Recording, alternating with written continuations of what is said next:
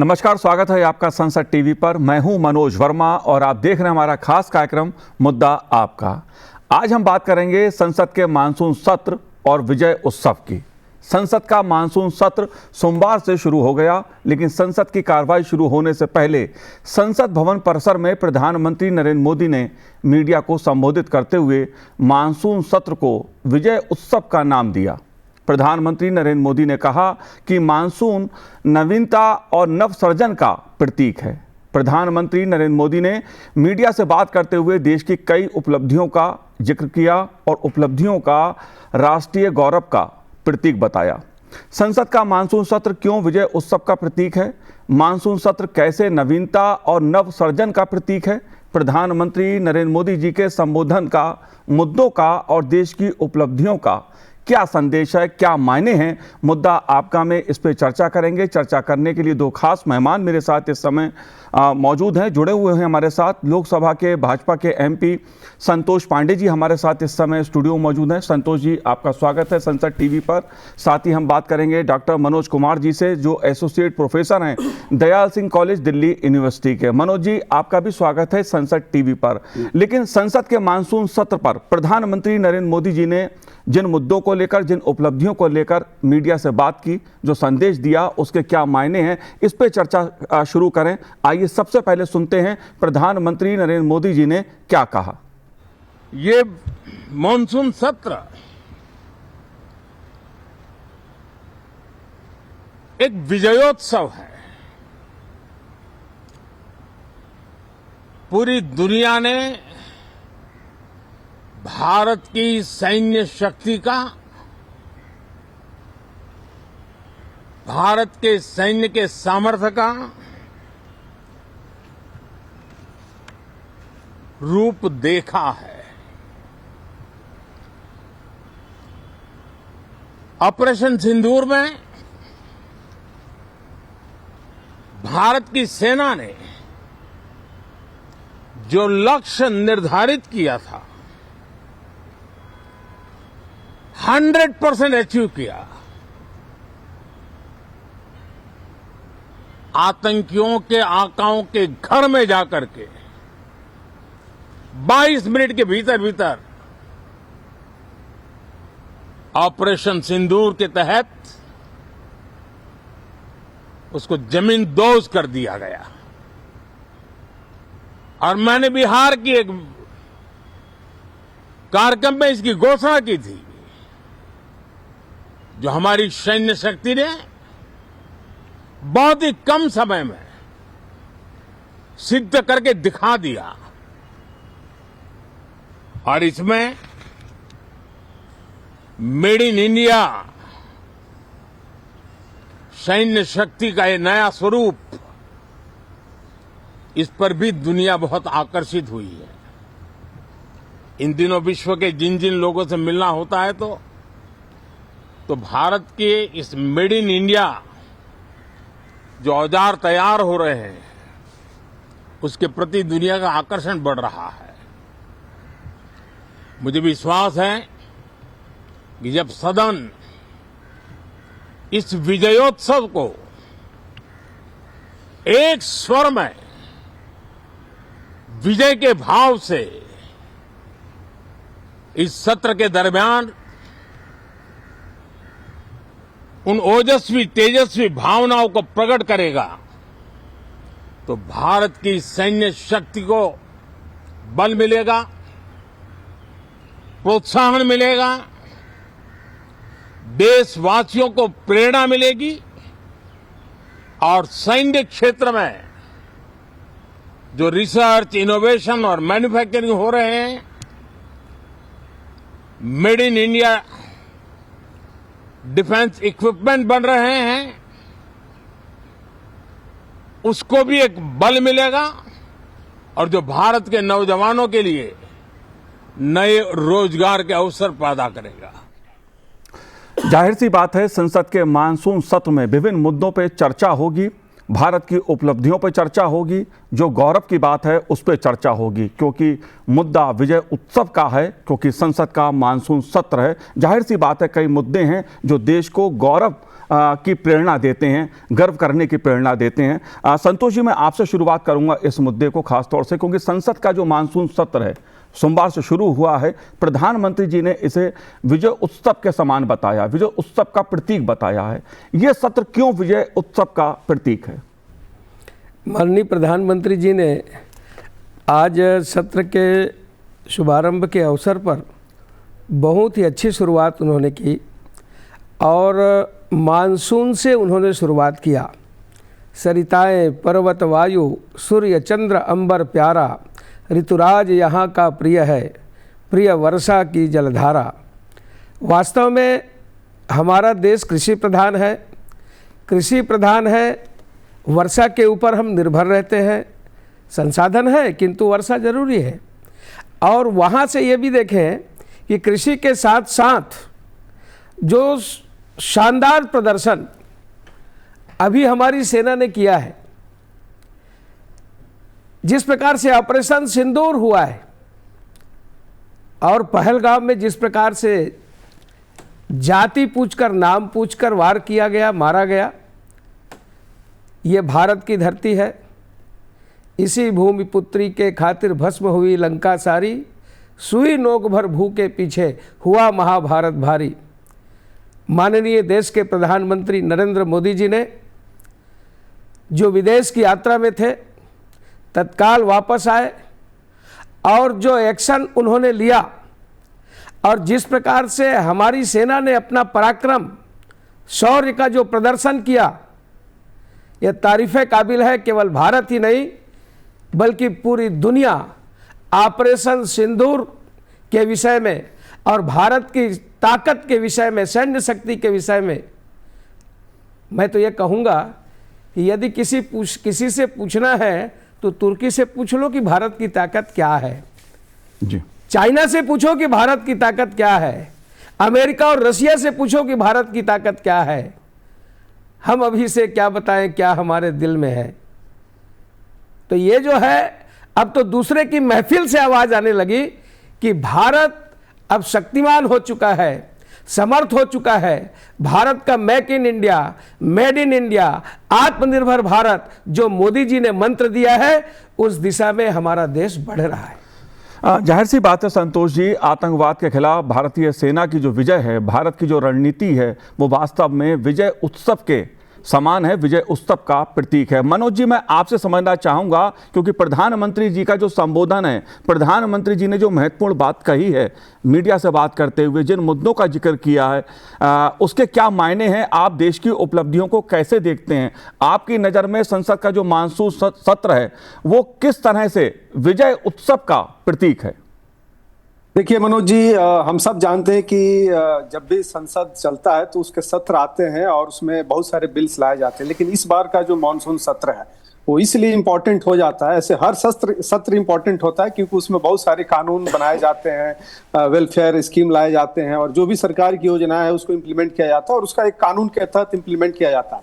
लेकिन इस आज के दिन जिस प्रकार से प्रधानमंत्री मोदी जी ने जो एड्रेस किया संसद के सामने, जिस तरीके से उन्होंने नवीनता की बात की, नवसर्जन की बात की, तो इसके पीछे बहुत सारे निहितार्थ छुपे हुए हैं। क्योंकि भारत ने जो पराक्रम दिखाया है पिछले आप अप्रैल पहलगाम की घटना के बाद से, जिसमें अगर मैं आज ये कहना चाहूंगा कि जो नारा है जय जवान, जय किसान, जय विज्ञान, जय अनुसंधान, मुझे लगता है कि उसको इन चारों को मोदी सरकार ने बड़े अच्छे तरीके से चरितार्थ किया है और उसी के तहत वो विजय उत्सव की बात कर रहे हैं। क्योंकि इस तरह की घटनाएं भारत स्वतंत्रता के बाद से और उसके पहले भी अगर आप देख लीजिए तो मुझे नहीं लगता है कि भारत ने अपने विश्व के राजनीतिक प्लेटफॉर्म पर इस तरीके से स्थापित किया। दूसरी तरफ जिस तरीके से अंतरिक्ष में हमारे जो अभी जो गए हुए थे और जिस तरीके से सकुशल वहां पे वापस आए और भारत के तिरंगा उन्होंने वहां पे लहराया, ये भी एक दिखाता है कि भारत कि आज की जो सरकार है अनुसंधान के ऊपर, रिसर्च के ऊपर, इनोवेशन के ऊपर किस तरीके से स्पेस में भी अपना वर्चस्व बढ़ाने के लिए काम कर रही है। दूसरा जो आप समझ सकते हैं, जिस तरीके से उन्होंने आज अपने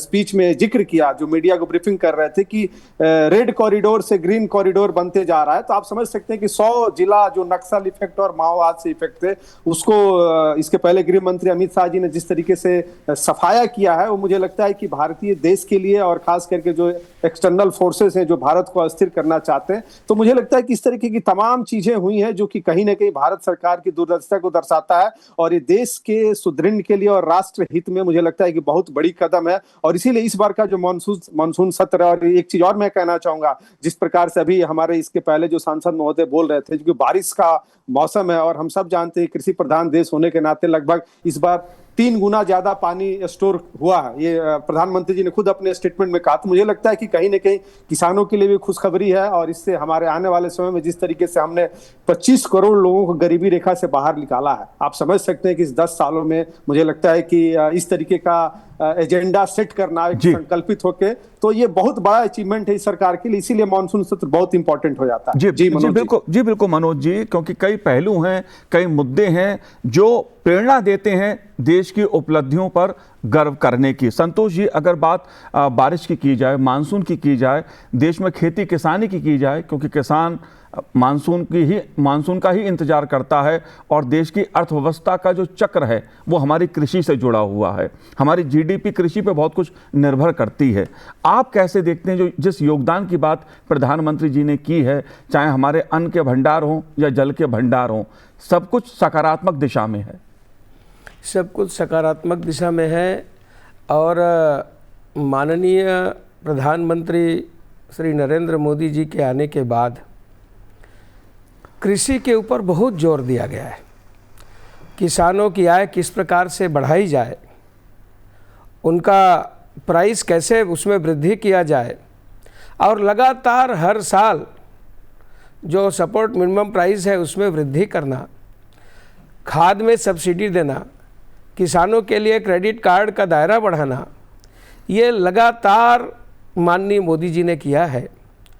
और हमारे दलहन के लिए, तिलहन के लिए, और इसके साथ साथ मैं ये कहना चाहूँगा कि आज जिस प्रकार से रसायन, ठीक है इसका उपयोग कर रहे हैं, कीटनाशक रसायन, यह भी एकदम से बंद नहीं कर सकते, चलेगा, किंतु उनका धीरे धीरे ये भी कहना है कि किसान थोड़ा सा जैविक खेती की ओर भी आए। यदि 5 एकड़ है तो उसमें आधा एकड़, 1 एकड़ जैविक खेती भी करें, तो जिससे और एक स्वच्छ जो अनाज है हम सबको प्राप्त हो। अभी जिस प्रकार से 3 गुना ज़्यादा वर्षा हुई है, यह हमारी अर्थव्यवस्था को मजबूत करेगा और धन धान्य से जो हमारा भारत अन्न का भंडार है वो फिर से वो भंडार भरेगा, समृद्ध होंगे।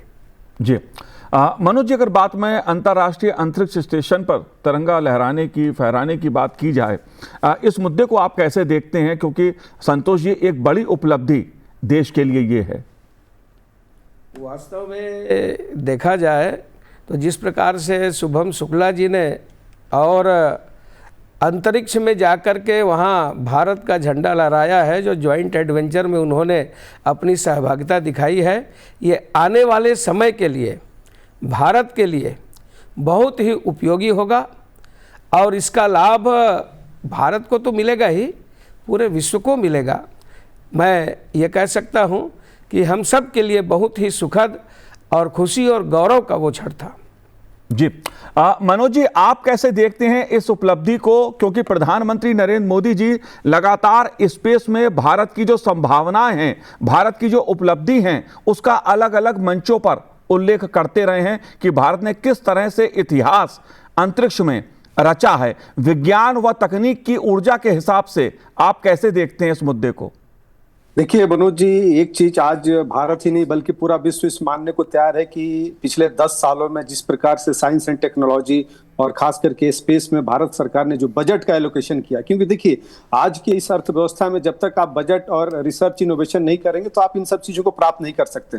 और आज जिस तरीके से विश्व में टेक्नोलॉजी का एक युग चल रहा है उसमें भारत की एक सहभागिता बहुत बड़ी हो जाती है, क्योंकि हम सबसे बड़े विश्व के स्टेक होल्डर हैं, सबसे बड़े कंज्यूमर हैं। लेकिन जब तक हमारा सेल्फ प्रोडक्शन नहीं होगा हर क्षेत्र में, वो चाहे आर्थिक हो, सामाजिक हो, तकनीकी हो, तो मुझे लगता है कि उसी क्षेत्र में ये जो सरकार है इस क्षेत्र को बढ़ा रही है और स्पेस सेक्टर के रूप में इसको स्थापित करने का प्रयास किया जा रहा है। और मुझे लगता है कि इस बार के जो मानसून सत्र में जरूर इस सरकार कुछ न कुछ इस पे एक एजेंडा लेके आएगी, जिससे कि आने वाले समय में जो भारत का जो स्पेस सेक्टर है उसको हम विश्व के स्पेस सेक्टर के अनुकूल कैसे बना सके, उसको हम किस तरीके से इनोवेशन के साथ जोड़ सके। क्योंकि देखिए एक चीज हमें समझना होगा कि पूरे वर्ल्ड एक रिफॉर्म के दौर से गुजर रहा है और भारत वही ट्रांजिशनल फेज है। जिस प्रकार से एक पॉलिटिकल स्टेबिलिटी भारत को मिली है, ये हम सब यहाँ के 140 करोड़ देश के लिए बड़ा ही गौरवान्वित है। क्योंकि आज मैं एक आपको आंकड़ा देना चाहूंगा, क्योंकि ये बहुत बड़ा आंकड़ा है, ILO का आंकड़ा, इंटरनेशनल लेबर ऑर्गेनाइजेशन का, जिसने उस प्लेटफॉर्म पर रखा है कि 90 करोड़ जो भारतीय हैं, भारत के जो लोग हैं, उन्हें सोशल सिक्योरिटी प्रदान की गई है। तो आप समझ सकते हैं कि ये कितना बड़ा अचीवमेंट है। 140 करोड़ की आबादी में हम सब जानते हैं कि भारत विविधताओं का देश है और किस तरीके से विभिन्नताएं हैं, लेकिन इन सब के बावजूद, इन चुनौतियों के बावजूद जिस तरीके से भारत सेल्फ रिलायंट की तरफ बढ़ रहा है हर क्षेत्र में, वो चाहे एग्रीकल्चर हो, चाहे इंडस्ट्रियल हो, या टेक्नोलॉजी हो, या स्पेस सेक्टर हो, तो मुझे लगता है कि ये एक बहुत बड़ी अचीवमेंट है इस सरकार की। और आने वाले समय में ये जो मानसून सत्र है, जिस तरीके से अभी इसके पहले जो एजेंडे लाए गए हैं, उसमें नो डाउट इन सब चीजों को विस्तार से अगर अपोजिशन एक अच्छा रोल प्ले करता है तो मुझे लगता है कि इस देश की जनता के लिए बहुत ही सुखदायी और एक तरीके से फ्रूटफुल ये सेशन हम सबको देखने को मिलेगा। जाहिर सी बात है मनोज जी, प्रधानमंत्री नरेंद्र मोदी जी ने अपने संबोधन के जरिए विपक्ष से सभी सदस्यों से यह आह्वान किया है कि जो देश की उपलब्धि है, चाहे बात अंतर्राष्ट्रीय अंतरिक्ष में जाकर स्टेशन पर तिरंगा लहराने की हो या आतंकवाद के खिलाफ भारत की सेना की विजय उपलब्धि की हो, इसलिए मानसून सत्र को विजय उत्सव के जरिए यह सत्र सैन्य शक्ति को समर्पित करने का आह्वान प्रधानमंत्री जी ने किया है। संतोष जी, मैं आपसे समझना चाहता हूं, जब हम ऑपरेशन सिंदूर की बात करते हैं तो दो इसके मुझे पहलू नजर आते हैं। पहला पहलू यह नजर आता है कि भारत की सेना ने सटीक पाकिस्तान में जो आतंकवादी अड्डे थे उनको ध्वस्त करने का काम किया। दूसरा, स्वदेशी हथियारों का जिस तरह से उपयोग इस सैन्य शक्ति में किया गया, उसको आप कैसे देखते हैं? वास्तव में भारत ने 11 साल में जो किया है माननीय प्रधानमंत्री नरेंद्र मोदी जी के नेतृत्व में, ये देखते ही बनता है। मैं किसी कवि का एक 2 लाइन सुना था कि ये तो शीश टिका रखे हैं अमेरिका के जूते पर और हम तो जंग लड़ा करते हैं अपने ही बलबूते पर। हमारा जो वेपन्स, हमारा जो एंटी एयर डिफेंस सिस्टम, हमारा ब्रह्मोस, हमारे जितने आयुध वेपन्स जो हमने तैयार किए भारत के अंदर, आप कल्पना करें कि हम भारत के अंदर ही रह करके और सीमा पार के जितने भी उनके आतंकी अड्डे थे उनको हमने ध्वस्त कर दिया, उनके एयरबेस को हमने ध्वस्त कर दिया और सटीक निशाना जहां मारना था वहीं मारे, वहीं ठुकाई हुई। और आज इसको लोहा पूरा दुनिया मानने लगा है। और मैं तो ये कहूँगा कि टाइम टेस्टेड और वार टेस्टेड युद्ध भूमि में हमारे वेपन्स की टेस्ट हो चुकी है। आज हमारे वेपन्स का डिमांड पूरी दुनिया में होने लगा है। तो मैं कह सकता हूं कि हमारा जो देश में निर्मित किया हुआ और ये वेपन्स हैं, आज उसकी मांग बढ़ी है और भारत ने अपनी ताकत, अपनी क्षमता को दिखाया है। जी बिल्कुल मनोज जी, क्योंकि यह महत्वपूर्ण मुद्दा है स्वदेशी सैन्य उपकरणों का, और जिस तरह से ऑपरेशन सिंदूर के जरिए भारतीय सेना ने अपना पराक्रम दिखाया है दुनिया को स्वदेशी सैन्य उपकरणों के जरिए, इस मुद्दे को आप कैसे देखते हैं? देखिए मनोज जी, ये जो डिफेंस सेक्टर में भारत ने जो आमूलचूल परिवर्तन किया, उसका अगर क्रेडिट जाता है तो इस वर्तमान मोदी जी सरकार को जाता है। क्योंकि आप देखिए बजट में हम सबसे ज्यादा खर्च डिफेंस पे करते थे और आज भी करते हैं, लेकिन सेल्फ हमारा प्रोडक्शन नहीं होता था। लेकिन इस बजट में प्रावधान रखा गया कि हम डिफेंस के 25% जो भी प्रोडक्शन होगा उसका सेल्फ रिलायंट करेंगे, और उसी का परिणाम है कि आज हमने जिस तरीके से ऑपरेशन सिंदूर में भारत ने जो परचम लहराया, और आज देश के प्रधानमंत्री जी और इसके पहले जिस तरीके से हमारे आर्मी के तीनों जवानों ने जिस तरीके से मीडिया ब्रीफिंग किया कि 22 मिनट के अंदर पाकिस्तान को धूल चटा देना, उसको घुटने पे लाके बैठा देना। और मुझे लगता है कि, और देखिए एक चीज आप समझिए, अभी हमारे जो विदेश मंत्री जयशंकर जी का और इसके पहले जो हमारे जनरल चीफ आर्मी जो स्टाफ थे उनका भी स्टेटमेंट आ चुका है कि हम सिर्फ पाकिस्तान से नहीं लड़ रहे थे, हम चाइना, तुर्की, 3 देश से लड़ रहे थे। और जिस तरीके से भारत ने उस एक जिसको बोलते हैं बिल्कुल टारगेट ओरिएंटेड 100% टारगेट ओरिएंटेड जो रिजल्ट उन्होंने प्राप्त किया, उससे सिर्फ साउथ एशिया रीजन में नहीं बल्कि पूरे विश्व में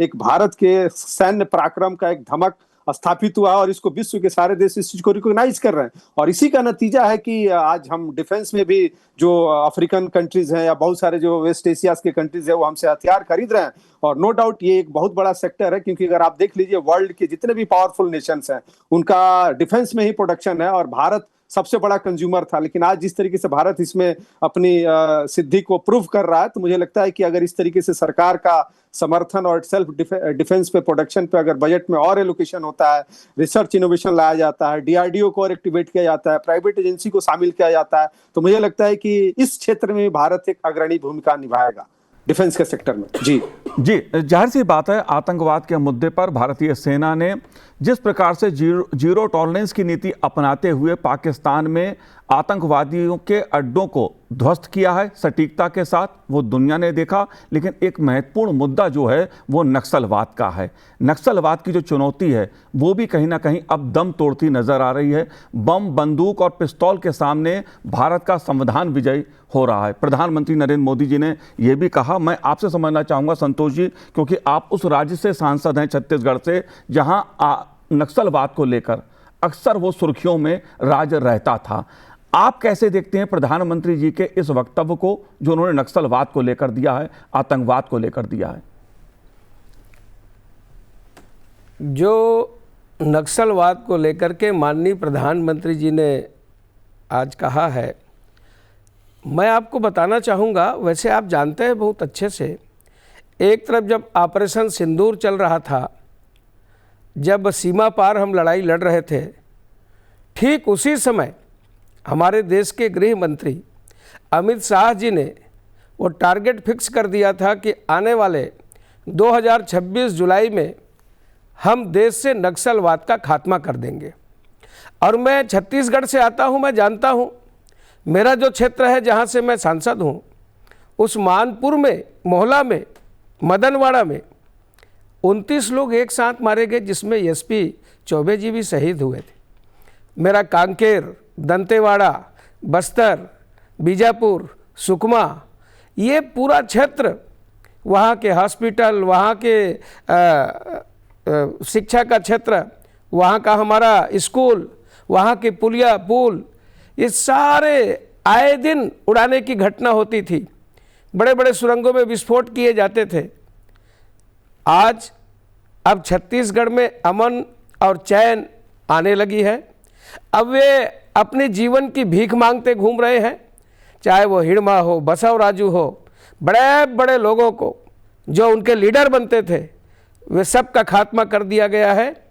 और जिस प्रकार से माननीय गृह मंत्री जी ने और जो दृढ़ता के साथ संकल्प लेकर के समयबद्ध जो ऑपरेशन चला रहे हैं, ये तारीफ़े काबिल है। और आने वाले समय में छत्तीसगढ़ ही नहीं बल्कि जिसको हम रेड कॉरिडोर कहते थे, वो ग्रीन कॉरिडोर में बदल रहा है, इसमें कहीं कोई संदेह नहीं। जी बिल्कुल संतोष जी, प्रधानमंत्री नरेंद्र मोदी जी ने अपने संबोधन में कहा कि आज भारत तीसरी सबसे बड़ी अर्थव्यवस्था की ओर अग्रसर है। आर्थिक प्रगति पर बोलते हुए प्रधानमंत्री नरेंद्र मोदी जी ने कहा कि 2014 से पहले भारत वैश्विक अर्थव्यवस्था में 10वें स्थान पर था, लेकिन आज ये तीसरी सबसे बड़ी अर्थव्यवस्था बनने की ओर अग्रसर है। एक बड़ी उपलब्धि। एक छोटा सा कमेंट आपका, क्योंकि देश की अर्थव्यवस्था की बात है, 2014 से लेकर 2025 तक भारत की अर्थव्यवस्था किस तरह आगे बढ़ी है, क्या कहना है संतोष जी आपका? हम सब जानते हैं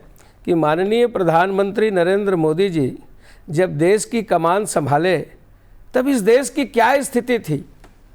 और ठीक उसके बाद आज 11 साल में जब हम सिंहावलोकन करते हैं तब देखते हैं कि हम कहाँ से कहाँ पहुँच गए और आज हर दिशा में हमारा देश प्रगति किया है और हम तीसरी अर्थव्यवस्था, तीसरी पायदान की ओर बढ़ रहे हैं।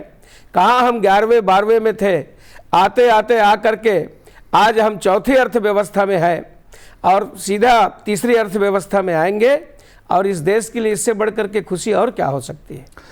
जाहिर सी बात है, देश की इन उपलब्धियों पर भी संसद में चर्चा होगी। सभी संसद सदस्य मिलकर इस पे चर्चा करेंगे। प्रधानमंत्री जी ने आह्वान किया है सभी के साथ कि देश की इन उपलब्धियों पर चर्चा हो, संवाद हो। मनोज जी, आपने संसद टीवी से बात की, बहुत बहुत शुक्रिया, बहुत बहुत धन्यवाद आपका। संतोष जी, आपका भी बहुत बहुत धन्यवाद संसद टीवी से बात करने के लिए। तो आज इस कार्यक्रम में इतना ही, मुझे दीजिए आज्ञा, नमस्कार।